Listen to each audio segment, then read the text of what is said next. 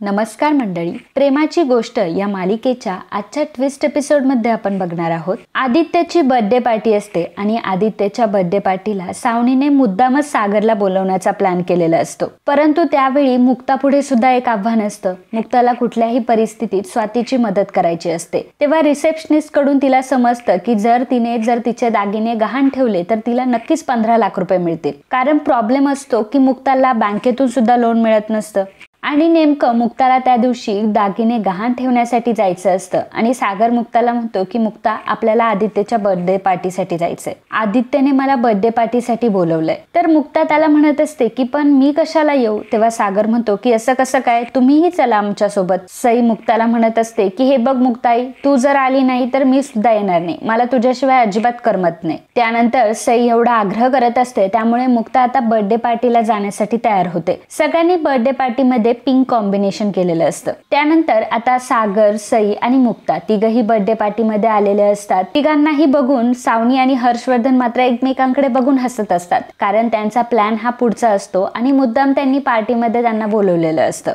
तर सागरला असं वाटत असतं की अरे वा, आपल्या मुलाने आपल्याला बर्थडे पार्टीसाठी बोलवलंय. सागर आदित्यकडे जातो, आदित्यला बर्थडे विश करतो. तर तेवढ्यापुरतं आदित्य थँक्यू म्हणतो. नंतर सागर आदित्यला काही गिफ्ट्स देतो. परंतु आदित्य सागरचे एकही गिफ्ट घेत नाही आणि ते सगळे गिफ्ट आता खाली फेकून देतो. हे बघून सागरला मात्र फार वाईट वाटत असतं. तरीही सागर शांतपणे उभा असतो. आदित्य जेव्हा मुक्ताला बघतो तेव्हा त्याला समजतं की मुक्ता ही म्हणजे सागरची दुसरी बायको आहे आणि मग तो आता मुक्तावर अजूनच चिडतो. मुक्ताला तो म्हणत असतो की तुला इथे कोणी बोलवलंय आणि तुला कोणी माझ्या बर्थडेचं आमंत्रण दिलं. तुला काही वाटत नाही का बिना आमंत्रणाचं कोणाच्याही बर्थडेला जातेस. एवढ्या घाणेरड्या शब्दामध्ये आदित्यने मुक्ताचा अपमान केलेला असतो. ते बघून मुक्ताला मात्र फार मोठा धक्का बसतो. सगळ्यांसमोर मुक्ताचा हा अपमान झालेला असतो. त्यामुळे मुक्ताला फार वाईट वाटत असतं. तिच्या नकळत डोळ्यातही पाणी येतं. मुक्ता आता तिथून निघून जात असते तेव्हा सावनी आता मुक्ताला बळच डिवचण्यासाठी तिथे येते आणि सावनी मुक्ताला म्हणत असते की मुक्ता, तू काय म्हटली होतीस की जे माझं आहे ते मला भेटणार. बघितलं आदित्यने तुझ्यासोबत कसा व्यवहार केला आणि आदित्य तुझ्यासोबत कसा बोलला ते.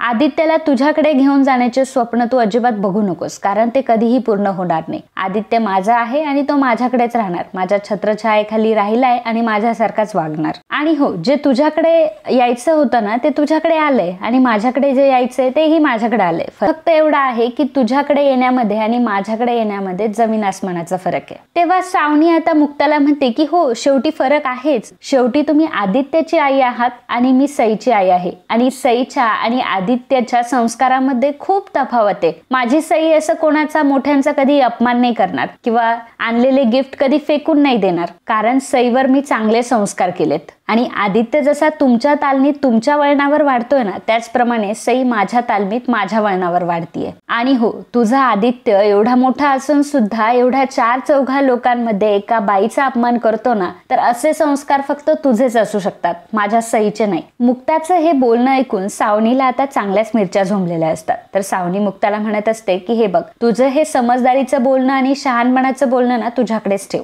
आणि उगाचच मला ज्ञान पाजळत बसू नकोस. मुक्ता म्हणते की मला तुम्हाला काही ज्ञान पाजळायची काही गरज नाही, कारण तुमच्याकडे भरपूर ज्ञान आहे हे माहिती मला. फक्त मी तुम्हाला एवढंच सांगेल की आदित्यवर लक्ष ठेवा. आदित्य लहान आहे, त्याला या गोष्टींची, एवढ्या लक्झरियस लाईफची कशाला तुम्ही ओळख करून देता. त्याचे प्रत्येक हट्ट पुरवू नका, जेणेकरून तो पुढे हट्टी होईल. आणि लहानपणापासून मुलं हे आई वडिलांचं अनुकरण करत असतात, त्यामुळे तुम्हीही त्यांच्या समोर काहीतरी आदर्श ठेवा. कारण आदित्य आता ज्या प्रकारे वागतोय ना, त्यावरून एवढंच कळतंय की आदित्यला वाढवण्यामध्ये तुम्ही खूप मोठी चूक करताय. तुम्ही त्याच्यावर वाईट संस्कार करताय आणि फक्त स्वतःच्या फायद्यासाठी तुम्ही असं वागताय. स्वतःचा स्वार्थ थोडासा बाजूला ठेव आणि तुझा मुलगा आहे असा विचार कर. माझा अपमान झाला तर मला त्याचं काही वाईट वाटणार नाही, पण एवढं मात्र नक्की आहे की त्याच्या ह्या वाईट सवयींचा त्याला भविष्यात मात्र खूप अडचणींना सामोरे जावं लागेल आणि या सगळ्या गोष्टीसाठी नंतर मग तूच कारणीभूत असशील. आदित्य ह्या सगळ्या गोष्टी ऐकत असतो आणि मग आदित्य विचार करतो की खरंच ही मुक्ता बरोबर बोलतीये का. म्हणजे म्हणजे एवढ्या सगळ्या मुलांमध्ये मी असं बोलणं, चिडून वागणं, मोठ्यांचा अपमान करणं बरोबर आहे का? पण बाकी माझे जेवढे फ्रेंड्स आहेत तेवढ्या सगळ्यांची मम्मा त्यांना खूप ओरडते की जेव्हा ते काहीतरी चुकीचं काम करतात, मोठ्यांना ओरडून बोलतात. आणि सई सुद्धा किती छान वागते, म्हणजे मुक्ताने सुद्धा सईला ह्या गोष्टी समजवल्या. परंतु मग माझ्या आईने मला ह्या सगळ्या गोष्टी का नाही समजवल्या?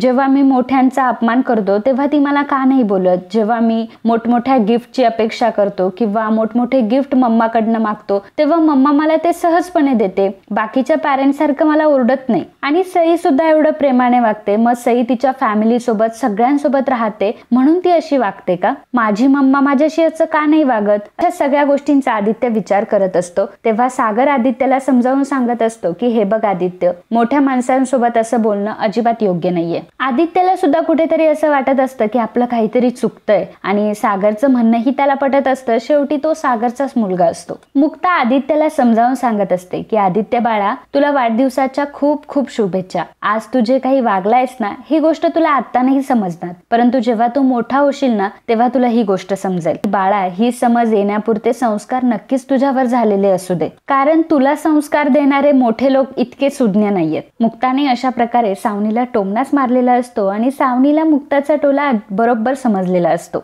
सावनी मुक्ताला म्हणते की चालती हो आत्ताच्या आता इथून, मला तुझं काहीही ऐकायचं नाहीये. मुक्ता म्हणते की हो, मलाही इथे थांबण्याची काहीही इच्छा नाहीये. मुक्ता आता तिथून जायला लागते तेव्हा सई मुक्ताला म्हणते की थांब मुक्ताई, जर तू इथे थांबणार नशील तर मलाही इथे थांबायचं नाहीये आणि मी पण तुझ्यासोबत येणार. तेव्हा मुक्ता सईला समजावून सांगत असते की नाही सई माऊ, आज तुझ्या भावाचा वाढदिवस आहे की नाही, मग तू त्याच्यासोबत असणं जास्त महत्वाचं आहे. पप्पा आणि तू दादासोबत थांबा, म्हणजे त्यालाही छान वाटेल. आदित्य विचार करू लागतो की ह्या बाईचा आपण एवढा अपमान केला तरीही ती आपल्या बाजूने बोलतीये. आणि मग आदित्यला थोडंसं आता चूक त्याची समजायला लागते आणि सावनीचा खोटाडेपणाही त्याच्या लक्षात यायला लागतो. आदित्यच्या डोक्यात ह्या सगळ्या गोष्टी भरलेल्या असतात. आदित्य सावनीला बोलतो की मम्मा, हे सगळं तर तूच मला बोलायला लावलंस, तूच माझ्या मनात हे सगळं भरवलंस. नेहमी मला तू इतर पॅरेंट्स सारखं अजिबात वागवत नाही.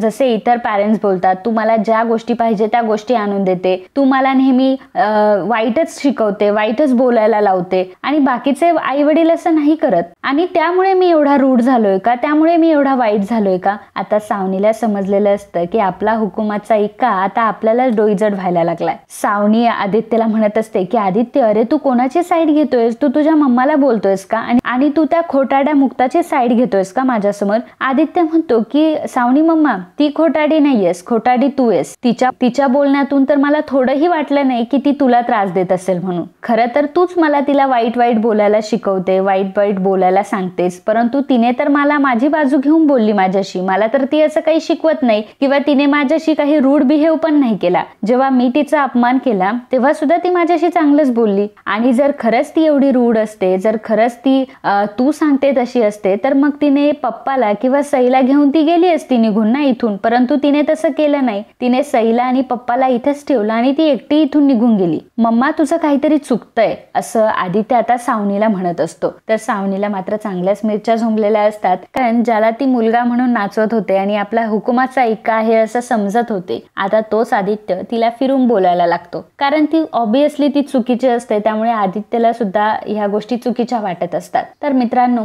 असेच मालिकांचे ट्विस्ट बघण्यासाठी आताच आपल्या चॅनलला सबस्क्राईब करा आणि हा व्हिडिओ तुम्हाला आवडला असेल तर व्हिडिओला लाईक आणि कमेंट करायला अजिबात विसरू नका. धन्यवाद.